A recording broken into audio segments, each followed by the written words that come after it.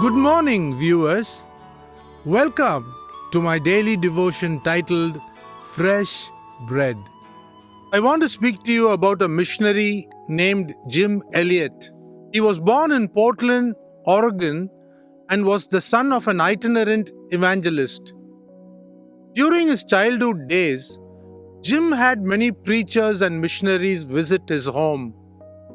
So when a friend of his parents asked him if he would be a preacher when he grew up, Jim's prompt reply was that he would just love to tell someone about Jesus, especially the ones who have never heard of this name before. When Jim attended Wheaton College outside Chicago, he and his friend Pete Fleming gave their lives to Christ.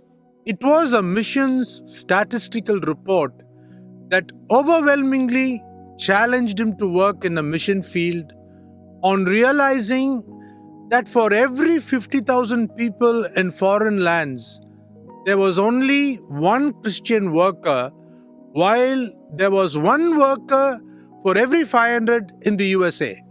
On February 21st, 1952, Jim arrived in Quito, Ecuador, where he married Elizabeth a year later. They both went on to translate the New Testament into the Quechua Indian language to minister to the Quechuas in Shandia. 3 years went by and many of the Quechuas became Christians. But Jim wanted to reach the Aucas tribes, a violent people who kept themselves isolated from the world. Jim made his first contact with the Aucas with the help of another missionary by airplane. They flew around the Aucas camp trying to communicate with them in their language. They also dropped down gifts that were useful for the Aucas tribes. After 4 months of such interaction, the missionaries were able to establish a camp on the banks of Karai River opposite Palm Beach.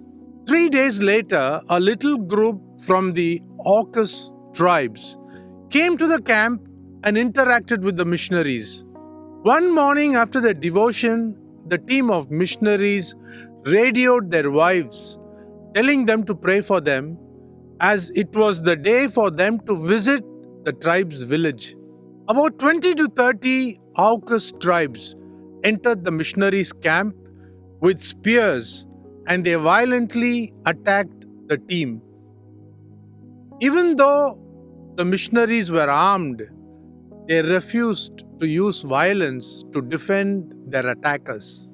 They chose to let themselves be killed in the hope that the Aucas would have another chance to hear the gospel message.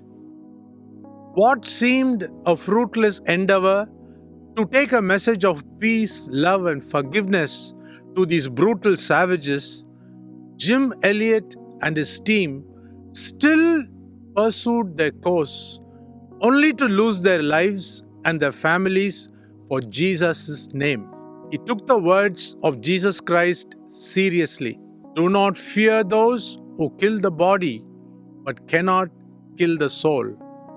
Rather, fear him who can destroy both soul and body in hell. Think about it. Have a great day.